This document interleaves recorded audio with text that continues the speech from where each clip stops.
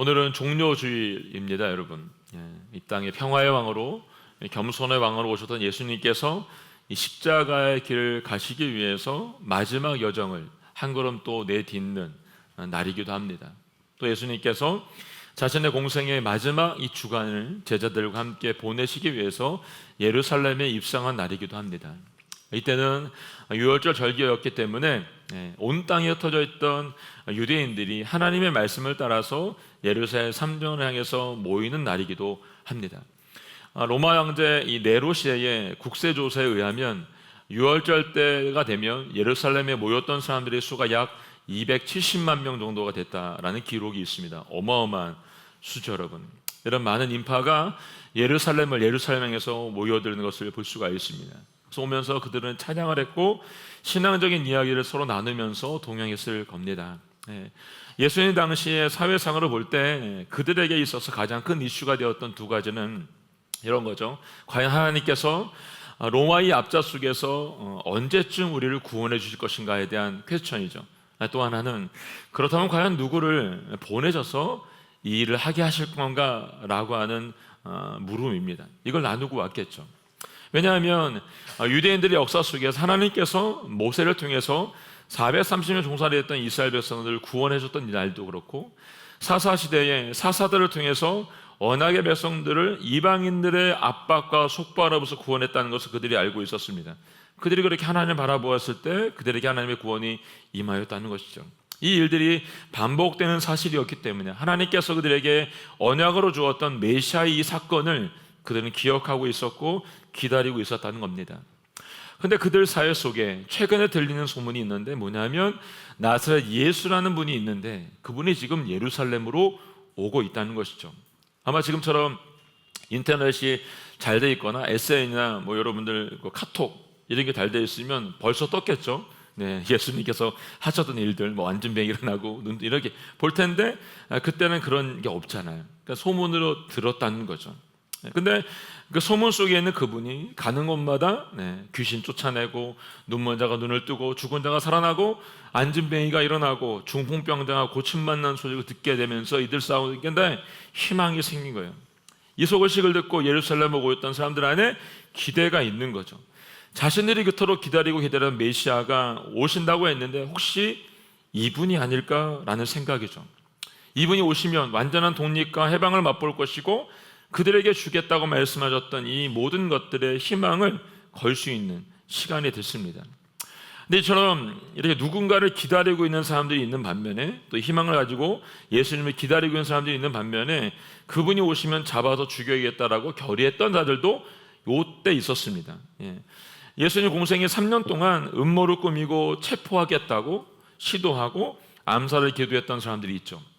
그리고 이 일이 계속해서 시행될 수 있도록 공식적으로 결정한 상태였고 또 유대인의 최고 회의 기관이었던 산헤드린 회의에서는 이것을 결정한 상태였습니다. 요한복음 11장 57절에 보면 기록되어 있는데 함께 볼까요?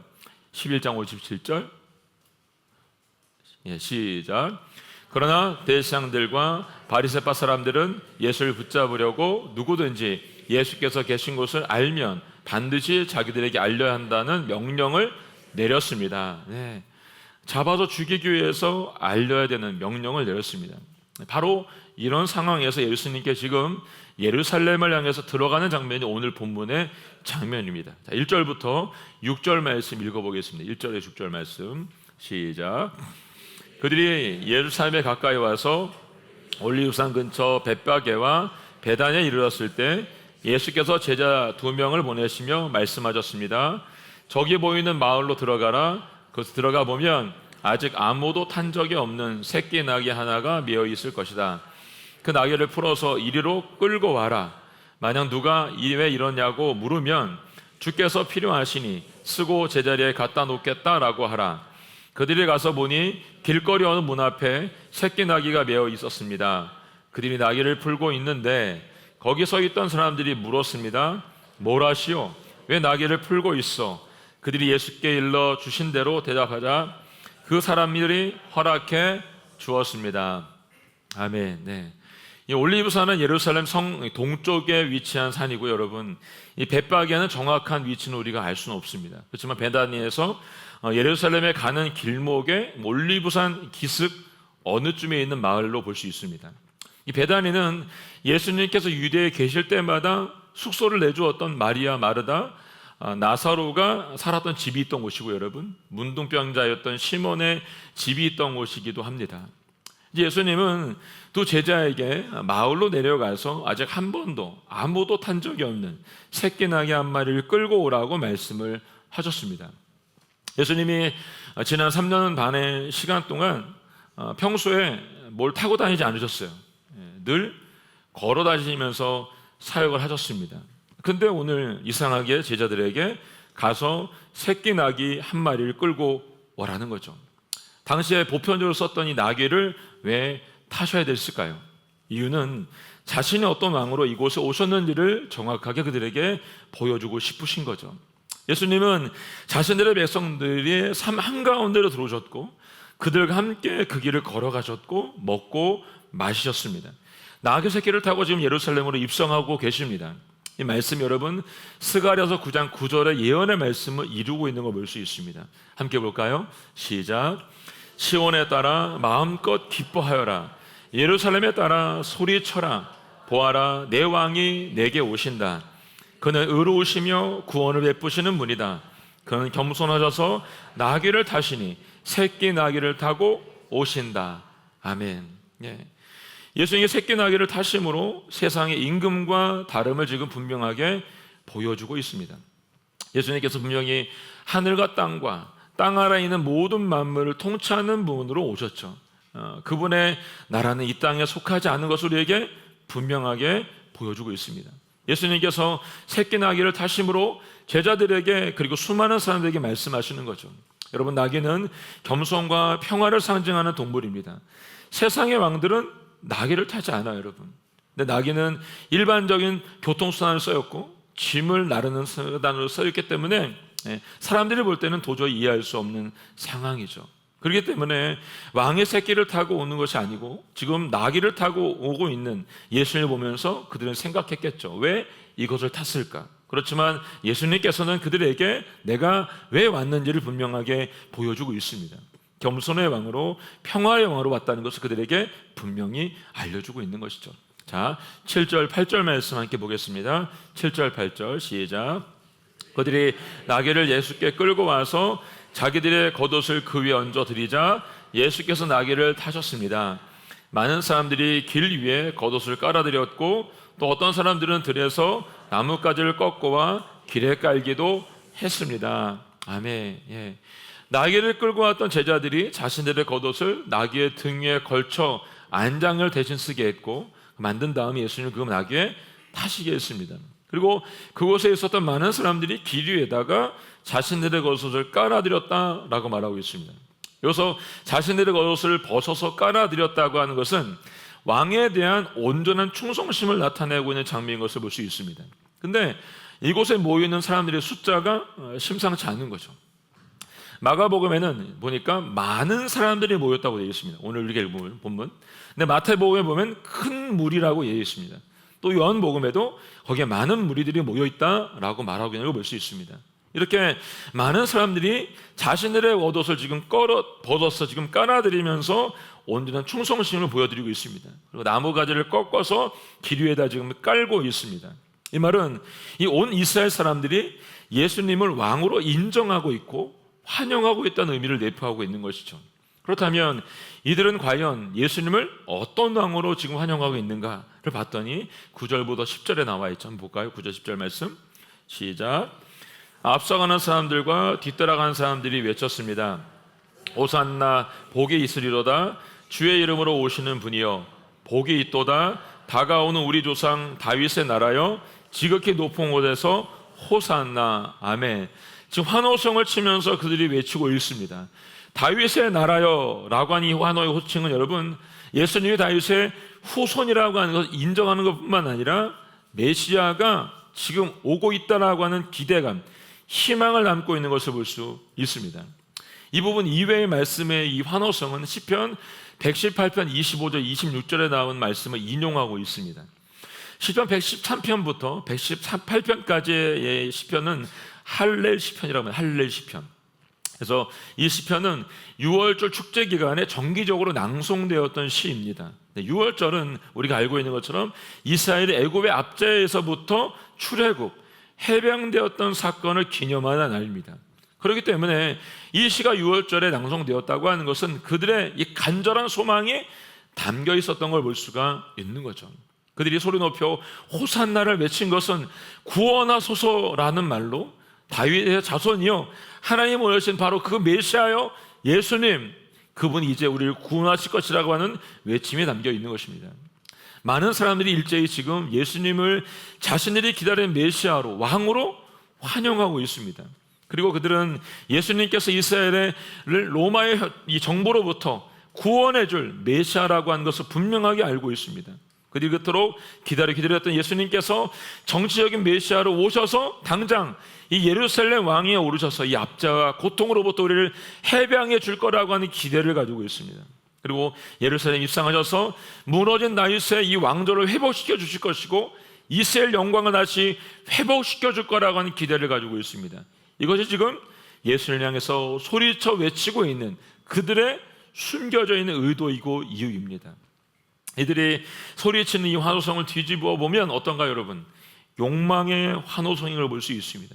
자신들의 욕심을 채우고 싶어하는 환호성인 걸 볼 수가 있습니다. 제자들이 그들에게 보였던 그 모습 속에서 우리가 보았던 것을 알 수 있습니다. 그들은 예수님을 바라볼 때 예수님의 말씀, 행동, 삶 그 자체를 바라본 게 아니죠, 여러분. 자신들의 욕망과 그들의 욕심을 채워줄 메시아의 모습으로 그분을 기대하면서 소리치고 있는 걸 볼 수가 있습니다. 이들의 무리 속엔 여러분 지난 3년만 동안 함께했던 제자들도 있습니다. 그 예수님은 제자들은 좀 달랐을까 여러분? 아니요, 다르지 않았습니다. 오히려 그들은 더 흥분했을 것입니다. 왜냐하면 평소와 다른 예수의 모습을 그들이 지금 접하고 있기 때문에 그래요. 그동안 그들은 누가 높으냐, 누가 더 많이 가질 거냐를 가지고 싸웠습니다. 근데 지금 비로소 그날이 왔다라고 생각이 되니까 더 소리치면서 흥분하고 좋아했을 것 같습니다. 근데 여러분, 예수님께서 이전에 분명히 말씀하셨어요. 옥에 갇혀있던 세례 요한이 자신들의 제자들을 보내서 궁금한 점을 물어본 적이 있습니다. 그 말씀이 마태복음 11장에 나와 있는데 그 질문에 대해서 예수님께서 이렇게 대답을 하셨습니다. 마태복음 11장 3절로 6절 말씀입니다. 함께 볼까요? 시작. 예수께 물었습니다. 오실 그분이 바로 선생님이십니까? 아니면 저희가 다른 사람을 기다려야 합니까? 예수께 대답하셨습니다. 돌아가서 너희가 여기서 보고 들은 것을 요한에게 전하라. 보지 못하는 사람들이 보고 다리를 저는 사람들이 걷고 나병한 자들이 깨끗해지며 듣지 못하는 사람들이 듣고 죽은 사람들이 살아나고 가난한 사람들에게 복음을 전해야 된다고 하라.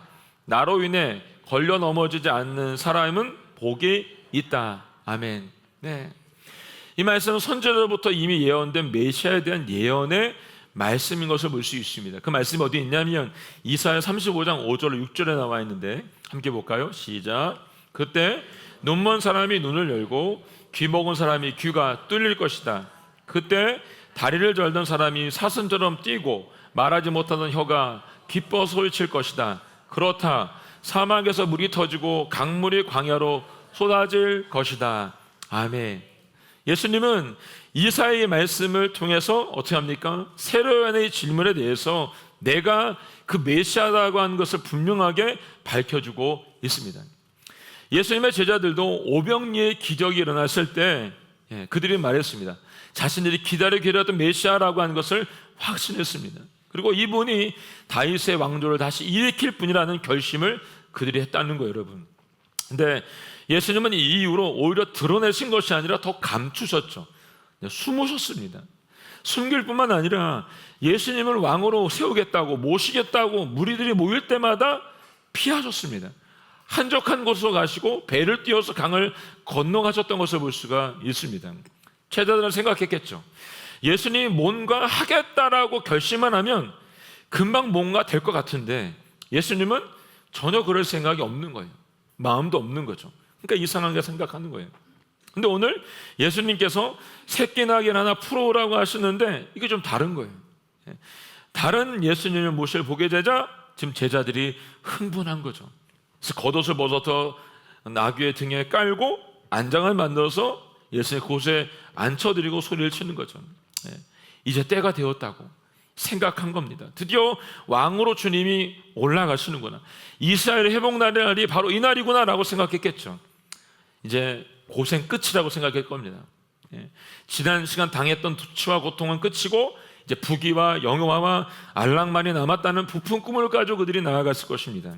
근데 여러분, 군중 속에 고독이란 말이 있잖아요. 귀청이 찢어지라고 떨어지라고 소리치고 있는 그 속에 홀로 외로이 침묵하며 고독한 분이 한 분 계시죠. 예수님이십니다. 모두가 소리치면서 악을 쓰고 있는데 거기 그 군중을 보면서 말없이 계신 예수님, 그분은 다른 생각을 하고 계셨겠죠. 예수님께서 큰 어른 나귀가 아니라 새끼 나귀를 타신 이유를 분명히 말했습니다. 예수님 이 땅에 겸손의 왕으로, 평화의 왕으로 세상에 평화를 주기 오셨다고 했습니다. 그렇기 때문에 평화를 상징한 나귀를 타고 예루살렘으로 들어가신 겁니다. 죄로 인해 영원히 죽을 수밖에 없는 인간을 위해서 세상이 말하는 방법으로가 아니라 하나님 나라를 가기 위해서 주님의 방법을 지금 쓰고 계신 겁니다. 그들이 원하는 방법이 아니라 참된 평화와 참된 구원을 위해서는 새로운 길이 필요하기 때문에 주님은 평화의 왕으로 이 길을 지금 걸어가고 계십니다.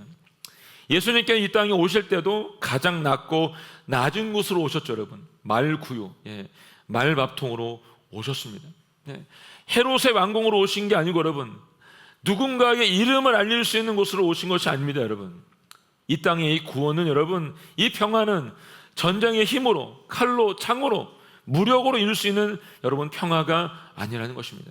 내가 짓밟힌 만큼 더 밟아서 보복함으로 이룰 수 있는 구원이 평화가 아니라는 것입니다. 이 구원과 이 평화는 죽음을 통해서만, 십자가를 통해서만 가능한 것이었습니다. 예수님의 십자가의 길만이 우리의 막힌 담을 허실 수 있고 하나님과 원수되었던 우리의 관계를 회복할 수가 있는 것이죠. 이 일을 이루기 위해서 주님은 이 땅의 섬김의 왕으로 자신을 죽이기까지 겸손함으로 우리에게 오셨다는 겁니다.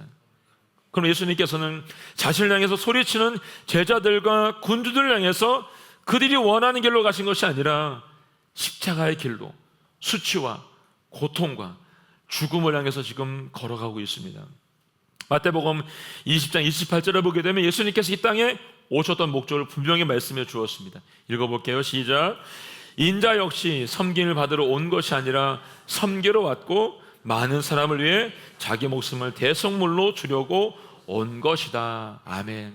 주님은 이 땅에 섬김을 받으러 오신 것이 아니라 이 땅에 있는 너희들, 이 많은 이 영혼들을 위해서 죽기 위해서 오셨다라고 말씀하고 있습니다. 근데 이 중요한 말씀을 아무도 귀담아 듣지 않는 거죠, 여러분.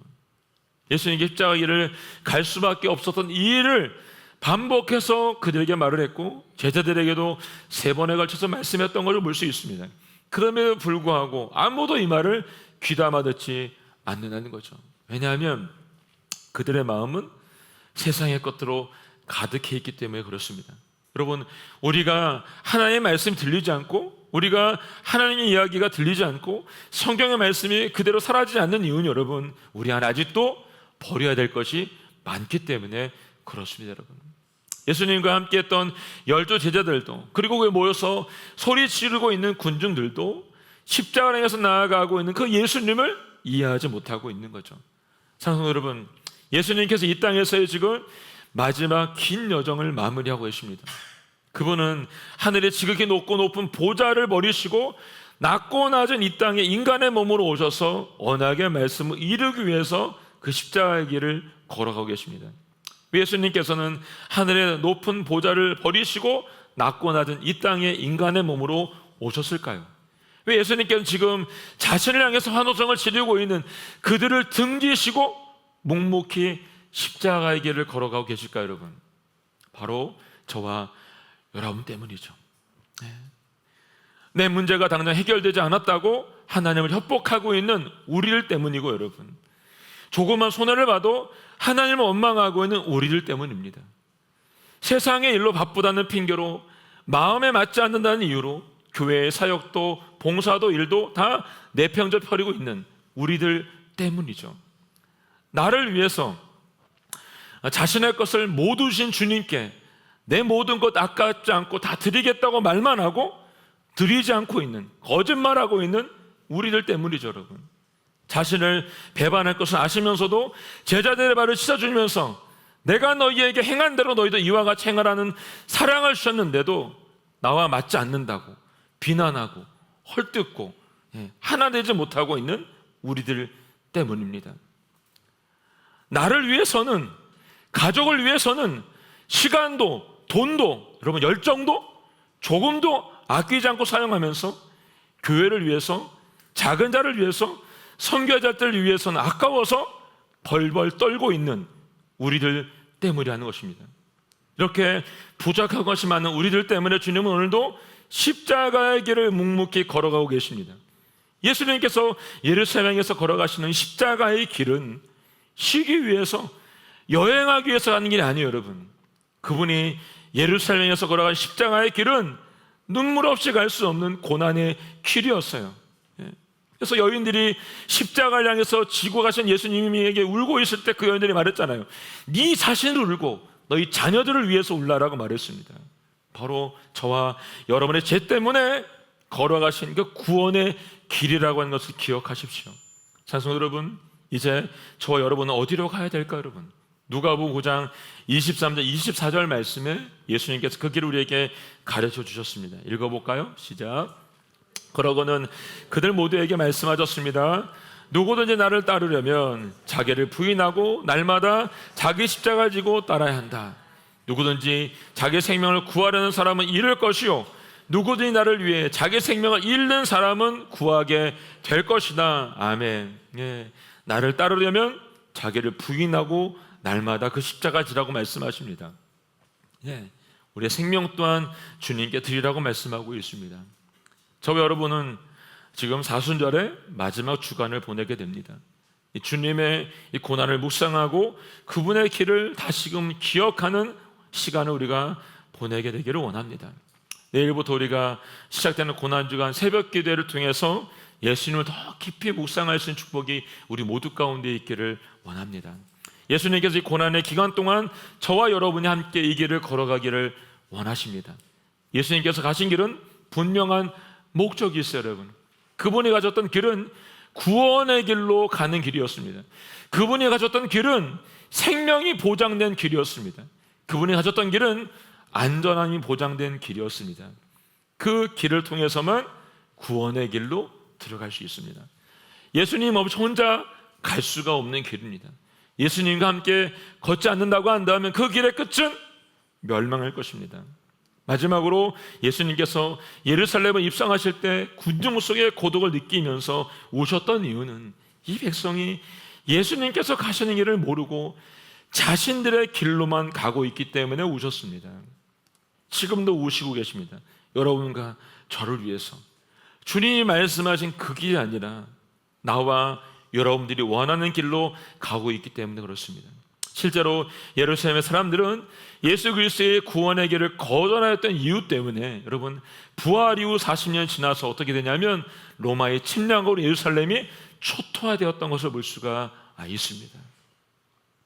그래서 성도 여러분, 이번 고난주간을 여러분들 어떻게 보내고 싶으십니까? 주님이 걸어가신 이 길을 함께 걸어가는 축복이 우리 모두 가운데 있기를 바랍니다. 꼭 주님의 길을 함께 걷는 한 주간이 될 수 있기를 주님의 이름으로 축원합니다. 아멘. 함께 찬양하고 기도하겠습니다. 오늘 찬양 우리가 잘 알고 있는 십자가의 길 순교자의 삶 찬양입니다. 함께 찬양 주님께 드리고 기도하도록 하겠습니다. 내 마음에 주를 향한 사랑이 나의 말은 주가 주신 진리로 나의 눈에 주의 눈물 채워주소서.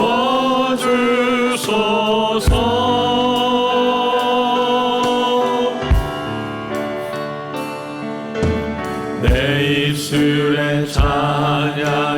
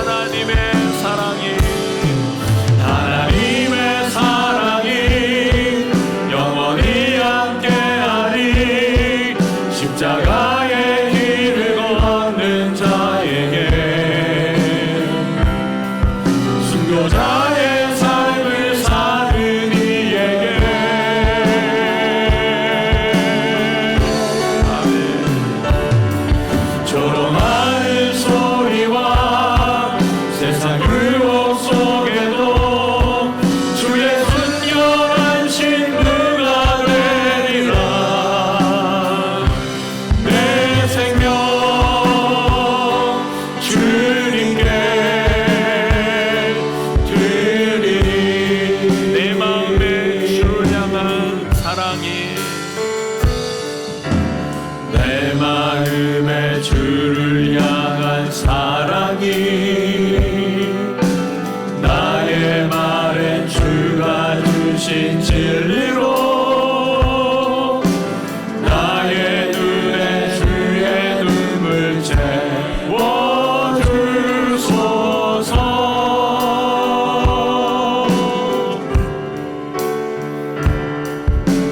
내 입술에 찬양의 향기가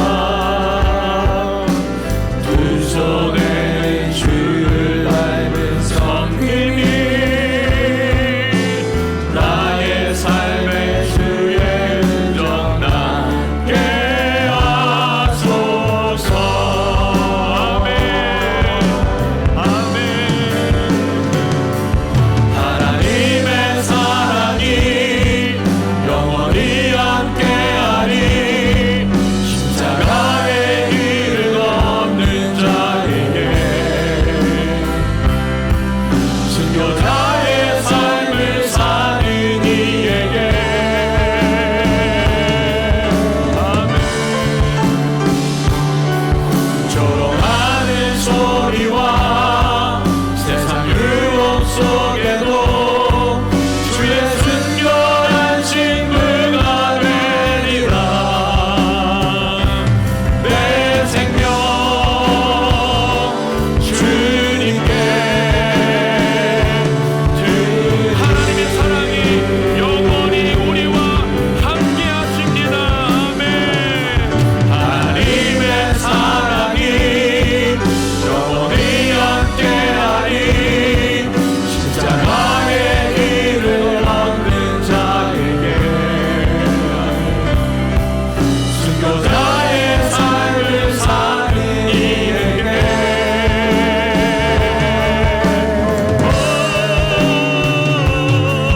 조롱하는 소리와 세상 유혹 속에도 주의 순결한 신부가 되리라. 내 생명 주님께 내 생명을 주님께 내 생명 주님께 드리리.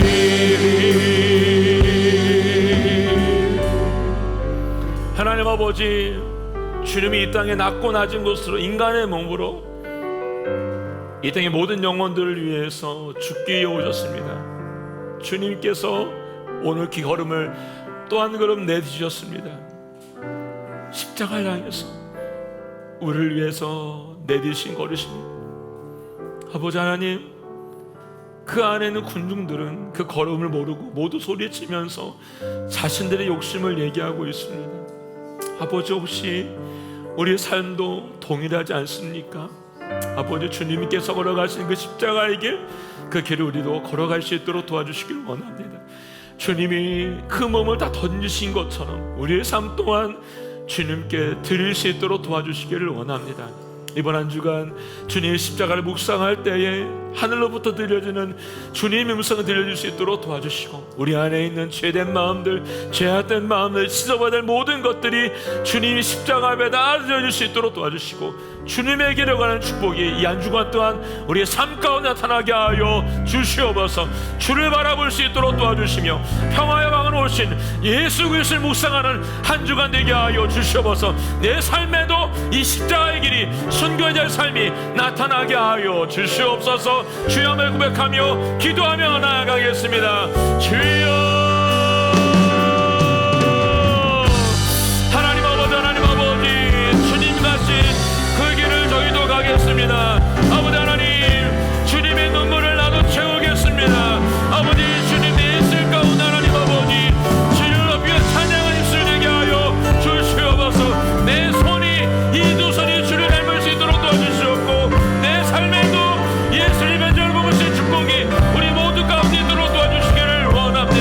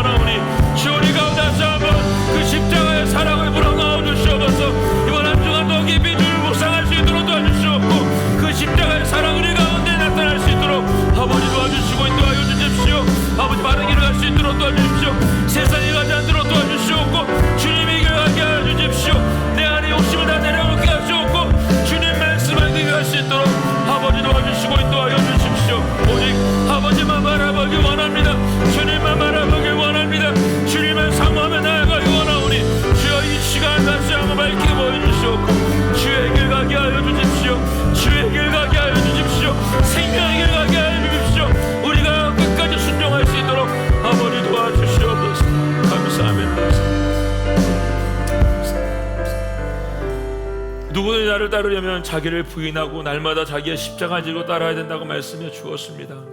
하나님 아버지, 오늘 주님이 가신 그 십자가의 길, 주님께서 걸으신 것처럼 우리도 다 함께 걸어갈 수 있도록 도와주시기를 원합니다. 우리 열어주신 그 구원의 길 속으로, 생명의 길 속으로, 주님 말씀하신 그 은혜의 길 속으로 우리가 들어갈 수 있도록 도와주시기를 원합니다. 아버지 하나님, 이번 한 주간 살아가는 모든 날 동안 그 십자가를 기억하게 하시고 예수님을 기억하게 하시고 주님의 고난을 기억하며 주님께서 나와 함께 가자라고 말씀 음성을 기억하고 따라가는 한 주가 될 수 있도록 도우시고 인도하여 주십시오. 오늘도 주님께서 주셨사오니 이것을 잊지 않도록 도와주시고 생명의 길을 걸어갈 수 있도록 우리 모두 가운데 다시 한번 성령으로 충만케 하여 주시옵소서. 감사와 찬양 주님께 드리며 예수님의 이름으로 기도하였습니다. 아멘.